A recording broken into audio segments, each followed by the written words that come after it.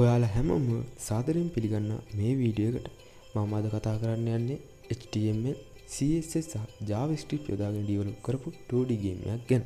මේ ගේම් එක ගැන කතා කරමු. මේ ගේම් එක කෝඩ් කරන්න මම යූස් කරේ Visual Studio Code කියන ඇප්ලිකේෂන් එක.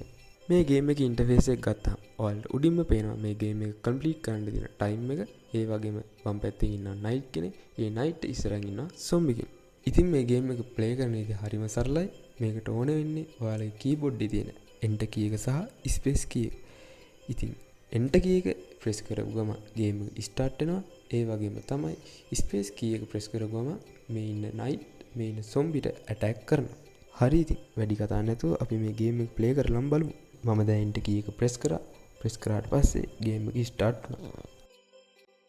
දැන් මේ ඉන්න නයිට් ගිහිල්ලා සොම්බිට එකපාර ඇටැක් කරාට පස්සේ තමයි අපි ස්පේස් කී එක ඔබලා සොම්බිට ඇටැක් කරන්න පටන් ගන්න ඕනේ.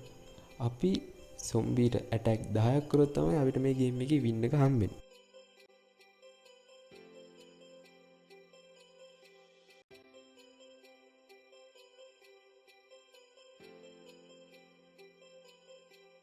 ඉතින් මෙන්න මේ විදිහට අපි ඇටැක් 10ක් කරාට පස්සේ ඔයාලට මැසේජ් එකක් බලා ගන්න පුළුවන් ඔයාලා ගේම් එක වින් කරා කියලා.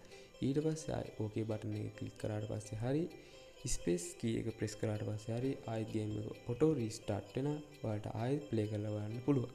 ඉතින් මේ ටයිම් එක ඉවර වෙන්න කලින් ඔයාලට ඇටැක් 10ක් කරගන්න බැරි වුණා. අපි මේ ගේම් එකෙන් ලොස්ට් වෙනවා. ඊට පස්සේ ආයෙ ඔයාලට ඕකේ බටන් එක ක්ලික් කරලා ආයෙ ගේම් එක රීස්ටාර්ට් කරගෙන ආයෙත් ප්ලේ කරලා බලන්න පුළුවන්. එහෙනම් ඉතින් මම මේ වීඩියෝෙන් සමුගන්න ඔයාලා හැමෝටම සුබ දවසක්.